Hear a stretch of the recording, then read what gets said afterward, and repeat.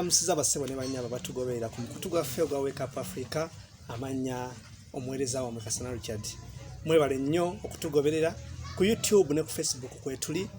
Twebaza comments ze musindika zonna tuziraba mu kaseera kano olunaku lwaleerera nga bwe twabategeezezza tuyina ekipya mu kipya ekigenda okujja kwe kumanya obuvunaanyizibwa bw'abakulembeze baffe. Tulonda abakulembeze okuva ku LC1 okutuuka ku president naye nga tetumanyi ani gwe tubuuza kintu ki. Buli lunaku lwaleero tuzze okulaba nga abakulembeze abo tumanya ki kye batukolera. Bwe tuba tutunuulira gavumenti yaffe nga bwe tufaanana tulina okuva waggulu tulinayo president ne tukkirira baminisita abaka ba palamenti LC5 bonna tubalina okutuuka ku LC1. Kyekiseera tumanye omugaso gwabwe oba tuyamba kingafu abantu wa wansi. So munegateko olunaku lwaleero mono program gyetutandise tubakakasa tugenda baleetera abakulembeze bamwe okuva wansi okutuuka waggulu. Just beerako temwerabira ku subscribinga ku YouTube channel yaffe Wake Up Africa. Facebook mulaikinge ne comments muzisindike tujja kubanga tuziddamu n'abakulembeze obubaka bajja kugenda nga bawufuna. Olunaku olwaleero tulina omugenyi gwe tubaleetedde. Nsaba munegateko mulabe. Omukulu oyo ye kansala wa LC3 Kikaya B. Sebo omukulu tusanyisa okulaba ku Wake Up Africa. Ya abatulaba n'abatuliza beyanjulire oba buli n'amanyago mu bujjuvu. Erinnya nawe kiri nti omukupita banamanya nze Kimuli Ediriisa ow'ensonga ennene kansala wa Kikaya B omulonde era yalayira. Yesebo tweyanza ow'ensonga ennene. Ekigambo ekyo kyagala nnyo kitegeeza ki? Ku mulundi guno tubadde n'abakulembeze nga tebalina nsonga nnene ne kati kuno tuzze n'ensonga ezo zibadde zibulamu zennene ezo zetuleese. Yensonga ennene eyo. Okay, tweyanza kati mukulu Kimuli njagala tubuli owulira otyo okuba olwaleero tukulaba nga emyaka si gye giri awo egigenderedde nga ye gwe kansala omulonde owa Kikaya B. Akati tubadde n'ekifo ku maaso kye baali batuteekako ngaffe abato oba ngaffe abavubuka nga tulowooza oba nga batulowoozesa nti omuntu okuba omukulembeze olina kuba wa myaka 4 oba 5 ne kuno tuzze tubalage nti n'obeera ng'oli wa myaka 2, 25, 26 kisoboka kuba mu kanso tulinayo abaana nga ba myaka 19 naye nga naye azze kuweereza bantu be. So tekiri ku myaka, tekiri ku bitabo, tekiri ku buyigirize wabula kiri ku busobozi. Kubanga ne mu byawandiikibwa byalaganga nti Katonda abantu be yatikkanga obuvunaanyizibwa nga ba Moses tebaali basomi nnyo, tebaali bamanyi nnyo, naye kyavanga ku busobozi Katonda bwe yakulabangamu okutika obuvunaanyizibwa. So nange abantu bantika obuvunaanyizibwa bwabwe sobole okubutuusa ku kugombolola. Yesewo tweyanza otubulidde akantu ako nakawongera okuzaamu abavubuka amaanyi ekiraga nti omuntu talina kwenyooma. Kituufu nnyo ekyo naye tutubulidde wali mu kibiina ky'okulaba ng'otuuka ku bukulembeze oba okubanga olwaleero nga yegwe kansala. Kimuli Ediriisa ye flag bearer wa National Unity Platform oba NUP mu Kikaya B. Era nga kwe nayitira kulaba nga abantu basobola okunteekamu obwesigwa bwabwe. Ekintu ekyo bw'oyogedde ku kibiina kya National Unity Platform abantu bangi eyo batugamba nti nno mwayitirawo ku kaadi temulina busobozi. Ekintu ekyo omuntu alina endowooza bwe tuyinza mu proving otya right okulaga nti gwe Kimuli ng'oggyeko n'ekibiina kye wagiramu ekya National Unity Platform wali osobola okutuuka okubeera omukulembeze kubanga abantu basobola okwesiga ne bakuwa obuvunaanyizibwa obwo. Ekyamazima bangi abali ku National Unity Platform abaagwa era mu kanso tulinayo aba independents bangi, tulinayo FDC, tulinayo NRM. So omuntu okugamba nti ono yayitawo lwa kibiina ndabira ddala nti oluusi kyabayogerako abatakitegeera. Senga kyali kibiina, senga tetulinamu FDC, senga tetulinamu NRM, kozi otunuya kanso yaffe tulinamu NRM 18, tubamu na independents 10, aba NUP tuli 50 bokka. So kikulaga nti abantu tebalondanga umbrella ng'abangi bwe bagamba, wabula balondanga omuntu oyo yennyini omutuufu. Ate era n'ekibiina kyalondanga omuntu yalina obusobozi, wabula tebalondanga gafula. Okay, n'ekintu ekirala kibasibwako ng'aba national unity platform nti abaana bangi baabalonda nga tubalaba nga mu myaka gyabwe nga bwetugambye mu kanso gye muli mulinayo aba NUP 5 bokka n'abalala bato nga bagamba aba NUP temwagenda mu ssomero abamu ambuleera mbwera yabayimirizawo singa ambuleera wandirabye ebintu wano mu Kampala ebimu kiri kiti ekyo ekyobagamba nti temwasoma kati nga gwosobola otuwulira kuggwe ng'omuntu. Ebiseera ebisinga ebyogerwa biba bingi kubanga nze kyemmanyi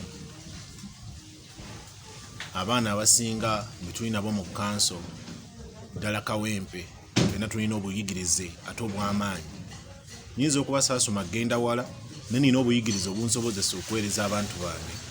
Essaawa eno wenjogerera nina diploma ate nga nsuubira okwongerako. Nina diploma in mechanical engineering and production, nina certificate zange n'abakansala abalala bangi balina bachelors. So ebyo bye batwogerako mitwala nga bya bulimba naye ng'obusobozi tulina ate era n'ebitabo tulina n'okwongerako tujja kwongerako. Oli mutuufu tweyanza ssebo mwami Kimuli ndowooza ekyo kijjayo olugambo n'envuvuma abantu ze boogera ku bakansala anti abantu bangi tujjukiranga mu kulayira wano Solomon Rafaamu Solomon ebintu ng'ebyo ne bireetera nga abantu abamu okulowooza nti oba kituufu nti ebintu ebyo bijja lwakuba nti abantu tebakola ki tebasoma.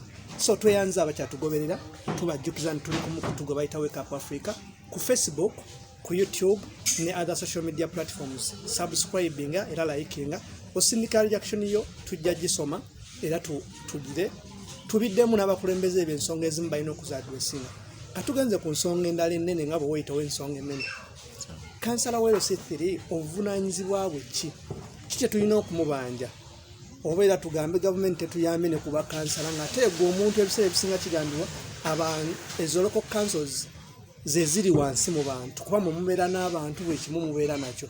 So kisagala tubuulire nti era omuntu ajja kugenda akuyimirize ku kkubo ng'oyita mu kitundu mw'okiikirira akubuuza ensonga nti yeeyo kati obuvunaanyizibwa bwa kansala owa LC3 buvunaanyizibwa ki abantu beetaaga okumanya.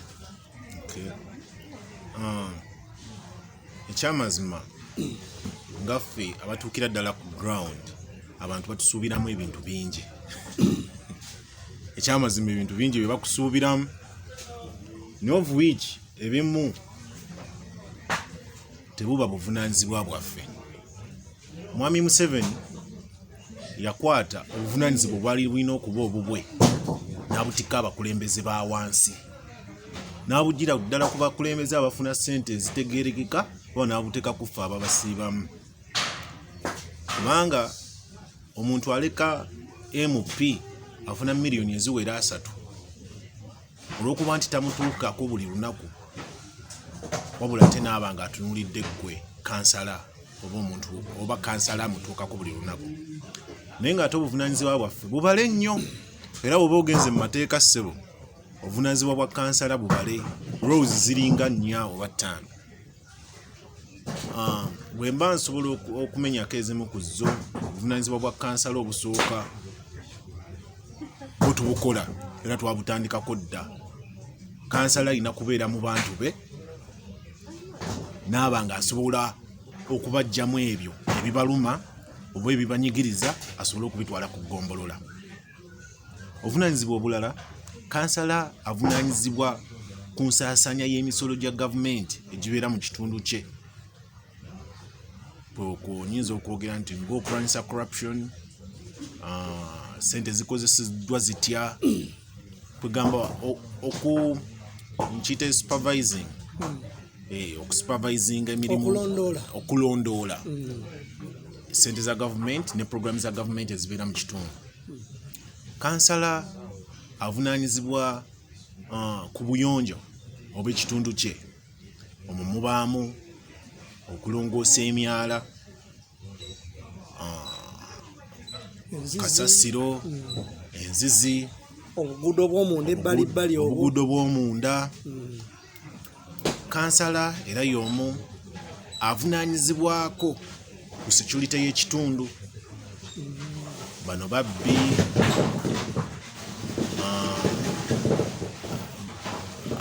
katugeze ng'abayayeyaaya ababeera mu bitundu bano banywi banjaga kansala bumu oba byebimu ku bimuvunanyizibwako. Kansala avunanyizibwa ku enkulaakulanya oba nkyogere ntya engeri abantu ovunanyizibwa ku nkulaakulana y'abantu bo bennyini. yes ngwe oyita mu program za gavumenti zebeetaddewo so olina okuziwagira nga kansala era olina okutakinga part. Ndowooza ze zimu ku roles za kansala naye ng'omuntu ayagaliza ekitundu kyo kikukakatako kukola roles ezimu eziba zitali stated mu mateeka kati ng'okukulaakulanya ebyemizannyo ebyenjigiriza ng'osaka basale n'obuvunanyizibwa obulala bungi. Okay. Tweyanza nnyo tugambye ku by'okukulaakulanya abantu. Ndowooza abavubuka ng'ennamba yabuwere ennyingi ennyo mu kitundu kye kya Kikaaya. Bo nga bba bavubuka ko katuli mu development nga bw'obadde okyogerako n'ebyemizannyo. Nteekateeka ki nga gwe mukulu kimuli gy'olinawo ku bavubuka okulaba nga bakulaakulana? Oyogeddeko nti nga bw'oli kansala avunaanyizibwa ku puroguramu za gavumenti ezijja okukulaakulanya abantu. Kati ebiseera ebyo twawulirako ku nteekateeka y'emyoga abantu bangi ndowooza nawulira nga bakomplaininga nnyo kuba twatambula natuwulira reaction z'abantu ng'abamu bagamba bawandiisibwa ssente bazifunanga abandi ate ssente zajja ntono nnyo. Kati nga gwe kansala atuukirwako ensonga kati kuba kati gw'oli mupya waakalondebwa, tusuubire ki ku nkulaakulana y'abavubuka nga bayita mu puroguramu za gavumenti era puroguramu za gavumenti ki eziri ku ggombolola eyo? Omuvubuka w'Ekikaaya akulaba olwaleero gy'asobola okuddukira n'agamba katutandike. Yes. Puroguramu za gavumenti nnyingi nnyo eziri ku ggombolola okwo nga CBO, Community Based Organizations, nga YLP, nga program nyingi nnyo kyenyeza okwogera nga zino eno z'abavubuka ne community. Mu bavubuka etwogera abavubuka n'abakyala tuba tubagaseemu. So ne program zino we ziba zizze ebiseera ebisinga ekitulemesa kuba kweteekateeka kwaffe abavubuka oluusi tetulina bugumiikiriza naye nga program zino gye ziri era zibadde zirwaninga kansala abadde nga azitambuza naye naffe tugenda kufuba okulaba nga tuteekateeka abavubuka okulaba nga bafuna akasente ak'okwekulaakulanya naye ate si buvunaanyizibwa bwa gavumenti okulaba nga weekulaakulanya gwe kennyini enkulaakulanya etandika naawe ng'omuvubuka era nze nsuubira nti tulina kye tugenda okuzannya ng'abakulembeze kulaba nga abavubuka tuba motivating okulaba nga bo bennyini beekulaakulanya bwe banaatuukira kweri step y'ogamba nti gavumenti jangu otuyambe nga tisi tulina kye tulagawo. Nze Kimuli natandikawo programu nyingi mu kitundu kyange era abavubuka tulina bye tukuŋŋaanira katugeze nga programu ya culture troupe. Tulina culture troupe eraninga twatuse kati ku step ey'okuba nga tugenda ku mikolo gy'abantu tusobola okulaba nga tubakolera tubazinira ne tubasanyusa. Troupe eyo sofa tulina abavubuka 12 abali registered members n'abalala abali mu masomero. So abavubuka 12 babanga buli bageze ku troupe bafunayo ku ssente tulaba nga tuba tureducinze ku bbula ly'emirimu oba ne idleness. Tulina kye tuyita okudevelopinga talent. Ezo nazo programu era gavumenti ezisapoosalinga era zonna gye ziri ku ggombolola. Tusuubira nti senga tufuna ttiimu ez'emipiira za netball zaki eziri organized obulungi nga tezizannyamu buzannyi ng'abalala bebadde nga bakola ebintu gye biri bingi ku ggombolola betusobola okubawa oba betusobola okwenyigiramu ngaffe abavubuka tusobola okwekulaakulanya. ddala nga tukulaakulanya talenti zaffe. Puroguramu nyingi nnyo era tusuubira engeri gye twakatandika twakatambuzaako omwezi gumu mu bukulembeze bwaffe. Tulina potential ereeta puroguramu endala nyingi nnyo. Essaawa eno tulina ekibiina ekirwaninga kye twagala okuteeka mu nkola ekya 256 Youth Arise. Kyemmanyi Katonda n'aba tusobozesezza tujja kubaako tuyamba abavubuka. Okay. Ebintu bingi nnyo bitambula ndowooza tubiwulira ku nkulaakulana y'abavubuka. Ate ne mu kiseera kye tulimu nti abavubuka ye tageti ya buli kintu. Ndowooza n'omukulembeze w'egganga yagenza okulaba nga yeetaagamu okubaamu abavubuka bateeka mu buntu ki mu kabineti. Naye bingi nnyo abavubuka bye batamanyi. Kati otubuliddeko n'otugamba nti abavubuka beetaaga okuba nga beetegese. Simanyi oba bunafu bw'abakulembeze nga mmwe oba bunafu bw'abantu nga bo Bassekinoomu. Abantu abamu tebamanyi bintu ebyo bwe birina kukolebwa. Kati nga ggwe mwami Kimuli, kikyotaddewo okulaba ng'omuntu asobola okumanya nti ebintu ebyo birina kugombolola. Kuba kati tulina puroguramu za gavumenti zo zibeerayo nga ziri mu pipeline naye abantu abasinga tebazimanyi gye biri ku kanso. Naye nga ggwe okoze otya okulaba nga abavubuka abali mu kikaaya bbi oba kale katukitwale nti ne mu Uganda olwaleero nti okusinziira ku bantu abatugoberera nti basobola okumanya ebyo ebintu nti mu kugombola gye biri era kikyalina okukola okulaba nga abifuna. Kati gwe nga gwe okozeewo ki oba naawe era okyatudde olinze omuntu ajja kubuuza nti kansala twagala kuba ku kitwekolera tukoze tutya? Okay. Essaawa eno tuli mu kuteekateeka abavubuka nga tukozesa social media platforms. Twagala kujjawo eri enkola abavubuka gye babadde nayo nga balowooza social media yakulabirako bu video, yakulabirako comedy, yakwononerako budde. Nze social media ngikozesa nga business kwenangira emirimu gyange. So nange nasazeewo nti ebintu ebyo tusobola okubiyisa ku social media groups zitutandiseewo, tusobola okuyisaamu emizindalo mu kitundu. N'ensonga esingira ddala okuba ennene kwe kubanga tuteekateeka abavubuka nga puroguramu ziri tezinnaba kutuuka.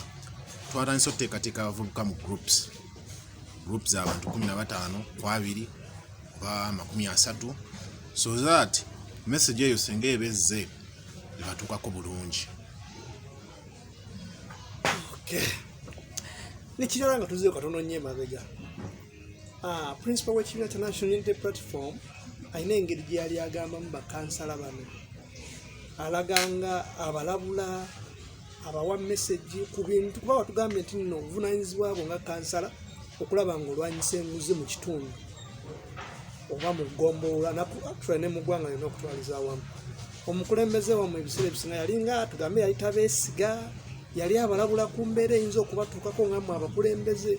Ekintu ekyo kyali kitya kuba kyatambula nnyo ku mawulire ne social medias naye tutafuna ansa. Kati nga ggwe bwe yali omu kubanga nzijjukira okukulabako nga oliko n'emagere nga balina engeri gye babateekateekamu.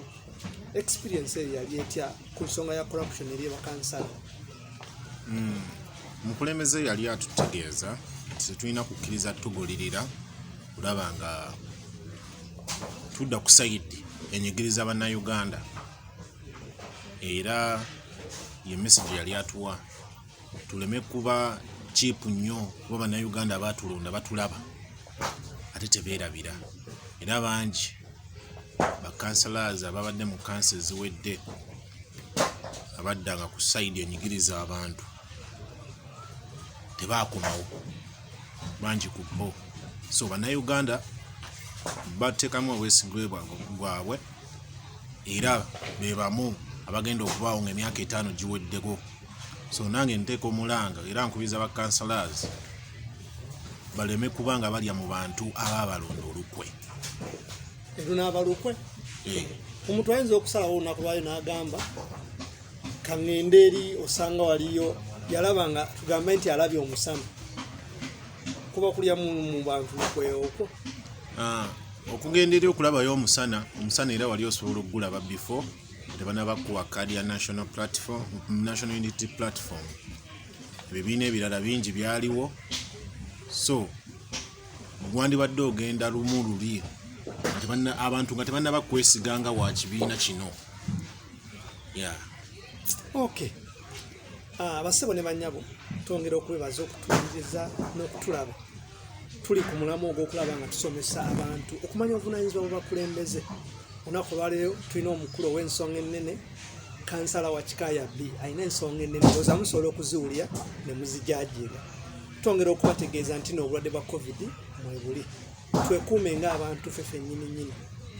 Tugoberere ebyo omukulembeze byatuwadde okulaba nga tutaasa obulamu bwaffe ng'abantu n'abasawo bye batulagira okwewala akawuka kuba katambula. Then mwami Kimuli, kino era kigenda eriku. Tuyingidde mu myaka 5 ndowooza wakatambulako ebbanga eritali ddene nnyo. Omwezi gumu. Twagala otutemere mu myaka egyo 5 nti tunaddamu n'okukukyaza wano jje ku mukutu gaffe gwa Wake Up Africa. Nga bino ogamba nti nze Kimuli bwe nsinza ku background nasanga kanso oba bwe nasanga Kikaaya B omuluka bwe gwali n'olwaleero tuweje emyaka 5 biki bye wasuubiza abantu era biki abantu bye babasuubira okubanga ojja bye bakolera nga n'enkya bwe tunakusanga towe bano be tubuuza leero ebigambo nga ayogera kino enkya n'ayogera kirala. Myaka 5 soko tubulye political journey y'emyaka 5 egenda kutambula etya.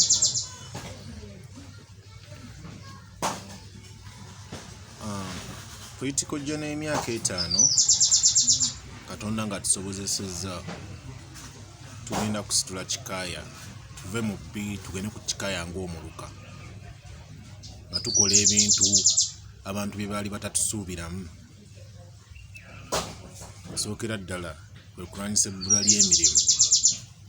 Kikaaya parish erimu companies nnyingi naye ng'ate abantu abazikoleramu bava wabweru.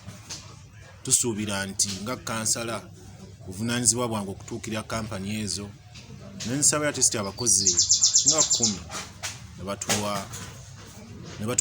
ne batuwa emirimu egyo. So tusuubira okugyawo ebbula ly'emirimu nga tukola ebintu bingi n'okugyawo idleness mu kitundu. Kuba idleness ng'omuzungu yagamba nti an idle mind is a devil's workshop. Tunajyawo idleness nga tuyita mu byemizannyo naye nabagambe tulina culture troop tugenda kukola ebintu bingi tusobola n'okuleeta brass band olw'embeera nti Kampala tulina ettaka ttono. Senga tubadde n'ettaka tulina programs nnyingi ne bannange wetuddukanye emirimu gino nga twagala tucreating a youth center. Kuba tusuubira nti obumenyi bw'amateeka businga kuviira ddala ku bavubuka naye singa tufuna abavubuka we tubakuŋŋaanyiza ne baba nga tebali nnyo idle tuba tusobola okuba nga tusinga obumenyi bw'amateeka. Era mu bbanga tini nnyo tujja kunoonya engeri gye tukinogera eddagala.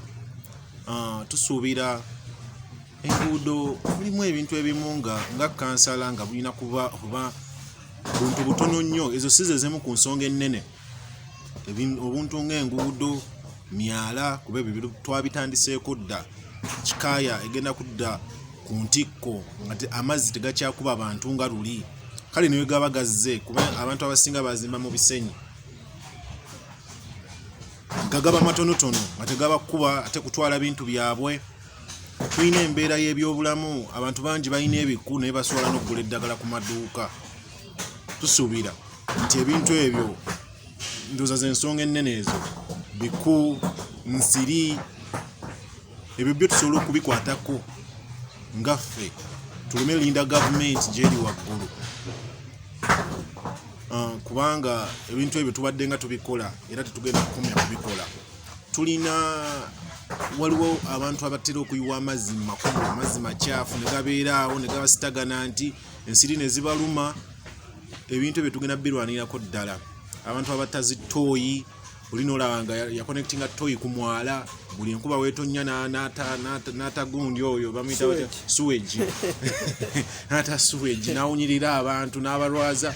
Ebyo byonna tugenda birwanako mu myaka gino 5. Katonda nga tuwadde obusobozi nze kyemmanyi tugenda kukolera abantu baffe ebintu ebyo byennyini bye twabasuubiza. Tusuubira okusakira abantu basale, sente z'okwekulaakulanya nga bwe nayogedde, bintu bingi. Kyemmanyi tugenda kuviira ddala wansi wano kuba n'obukulembeze bw'eggwanga tubwagala mu maaso eyo. Osuubira okulinnya ku ntebe ennene. Essuubi weeriri naye twagala Kyagulanyi asooka atwalemu oba ye tagenda kubanga abaliko tujja kubaawo akaseera kabale naffe tujja kuba tutuuse. Suubira wanaaviira ku bukulembeze naffe tujja kuba tutuuse era naffe tubwagala. Oli mutuufu. Tweyanza mukulu ow'ensonga ennene nga bw'oli muzitugamba mutuufu bye ku bintu abantu abamu bye tulagajjalira omulina okukwata sewage mu butuufu. Olabira ddala ng'ekintu ekyo kikola nga ggwe omuntu kijja kukosa nga ggwe kennyini nnyini, kikose famire yo kubanga abaana bammwe bennyini nnyini oba abaana baffe be bazannyira ku myalo egyo kuba osudde sewage. So ebintu ebyo ensonga ezimu nga ku lw'obuyonjo lw'abantu ffena ffena twetaaga okwekuuma ebintu ebimu ne tubireka ku lwa Katonda ne ku lwaffe ng'abantu. Kati tugenda ku nsonga ya ebintu ebyo byonna byonna obyogedde era tubyebaza ensonga enene mu butuufu omuntu yandibadde awulira. Omuntu yeetaaga okuba nga alina amazzi amayonjo, ng'asula mu mbeera ennungi, ng'asobola okufuna ekyokulya na buli kimu, nga kuba omuntu omulamu alina okuba nga ebintu ebyo abifuna. Kati tulina ensonga byonna byonna tubyogeddeko, naye osuubiranga ggwe indolence ki oba bintu ki ebiyinza okukulemesa okutuukiriza ensonga ezo zonna nga bw'ozoogedde? Kubanga wabaawo nga Katonda ye tumaze okumusaba, Katonda yatuwadde obusobozi n'amaanyi, obulamu bwo we buli abutuwadde. Tulina okuba nga tulowooza lwaza factors ensonga okukulemesa. Biki ebintu ebyo by'osuubira nti biyinza okukulemesa oba oli awo ne solution yaabyo nga ggwe omuntu osuubira kubikola otya okulaba nga bw'obimala nti indolence weeziri ogenda zeewala otya nga ggwe omuntu oba indolence ki eziriwo era still? Mwami Museveni alinga eyayagala entalo okuba ku byalo. Yaddira ekyalo n'akiwa political heads bbiri. Ekyalo kiriko chairperson ate era kyalo kye kimu kwe kuli kansala. Chairperson ni LC1. Kitegeeza nti abantu bano babiri obanga atadde empologoma mu kakeeji akafunda. Empologoma bbiri mu kakeeji akafunda.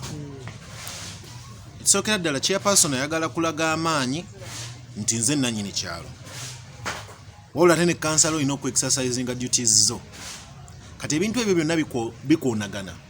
Kuba chairperson alina obuvunaanyizibwa bw'okutuuza enkiiko ez'okukyalo. Naye ate obuvunaanyizibwa bwa kansala okubanga alondayo olunaku lumu okulaba nga atuuza olukiiko mu kitundu kye kimu. Kakati ogenda kulaba nga bassentebe bano baagala okwekisasayizinga amaanyi ge balina n'ebbanga lye baludde mu bitundu byabwe okulaba nga balemesa abakansalazi okukola. Wakati twakatambulako omwezi gumu niyo olaba bitundu bingi ba chairpersons balemesezza bakansala okukola emirimu gye balina okukola. Ng'ovudde ku ba chairpersons tulina ne ba youth chairpersons, tulina ba lord councillors. Nze oba kyendabye mu bbanga etinyemadde mu bukulembeze, buli mukulembeze tamanyi wa waakoma, tamanyi kikyalina kukola, ate era tamanyi obuvunaanyizibwa bwe kyenyinza okugamba. Sanga chairperson akwataganye yayagala okukwataganya oba okukola emirimu egitali gigye. Osanga ow'abavubuka ayagala kukola emirimu egitali gigye. Osanga lord councillor akola emirimu egitali gigye. So nze nandisabye buli mukulembeze waali amanye kikyalina okukola, kubanga tekiba kirungi kusanga chairperson w'ekyalo kubanga ate gwe ayagala okuba n'ettenda ezikuŋŋaanya kasasiro mu kitundu. Kitegeeza nti ne kansala waanajja n'ayagala ate okukubiriza olukiiko lwa komiti yo ey'ekyalo, ate gwe onookiraba otya? Solution endala gye ndaba kwe kubanga tusobola okutuula wansi ne tukwatagana ng'abakulembeze kubanga enjovu ezirwanira ebbiri obusubi busafalinga nnyo okusinga enjovu be bantu ba wansi tife abakulembeze ate tunadda mu kulwanagana abantu bagenda kukosebwa nnyo okusinga ffe ekyamazima oyinza okwesanga nzaala wensi wange gasigala mufuna naawe stampu yo girina okola naye ate abantu tetubakoledde so kyensaba abakulembeze kyemanyi bampulira tujjewo obukuubagano n'okunda ababandaba tujjewo obukuubagano obubaddengawo yes twayita mu kalulu walina gwe wali owagira nange nalina gwe nali njagala n'ebyo tubitwale nti byaggwa tukolere abantu baffe kyokka ekyo kyendaba kye kiyinza okulemesa kikaaya ate nga bwe buzibu bwa kikaaya ng'omuluka buli mukulembeze waali ayagala kulaga maanyi ojja mu security forces bonna baagala kulaga maanyi ebyo ndaba nga tebigenda tutwala mu maaso tusaba nga ffe ba councillors buli omu awe munne ekitiibwa era buli omu akole emirimu gy'alina okukola oyogedde ku kintu ky'ebyobufuzi newankubadde nga tukikkiriza nti ebiseera ebyobufuzi byaggwako kati tuli ebiseera bya kukolera bantu tuwulira nnyo okusinziira ku bantu abategedde nitugenda kwogerako naawe olwaleero nga abavubuka bali divided okusinziira mu ndowooza z'ebyobufuzi ebintu byonna ebyo byaliwo okusinziira mu campaign simanyi nga ggwe ekintu ekyo mu kikaaya bbi mukisalidde magezi ki okulaba nga olunaku lwaleero ng'omuvubuka wa NRM akwatagana n'omuvubuka wa NUP oba ewa FDC ekintu ekyo kiri kitya mu kikaaya bbi ebintu ebimu bireeta enkolagana mu kitundu kubanga tutegeka ebyemizannyo tutegeka meeting okusobola okutabaganya abantu abo kubanga tugamba nti tutegekeyo omupiira wakati w'abawagizi ba NUP n'abawagizi ba NRM ndaba ng'omupiira ogwo guyinza okuvaamu ekyamakulu wetugamba nti tutegekeyo omupiira wakati w'abavubuka ba kikaaya B ne kikaaya A nga tusosodde nti oba wa NRM oba waaki of course tiimu ojagirabanga erimu aba NRM erimu aba NUP erimu aba FDC erimu abaaki nze ndaba ekyo so tutwala mu maaso so ogamba nti kati tutegekeyo oba misinde birthday oba sorry nga kabaka birthday run so gante tutegekeyo emisinde gy'ebitundu byaffe ne bisobola okutugatta kubanga ebitugatta bingi nnyo okusinga ebitwawula kitwawula kiri kimu nti oli awagira NRM n'awagira FDC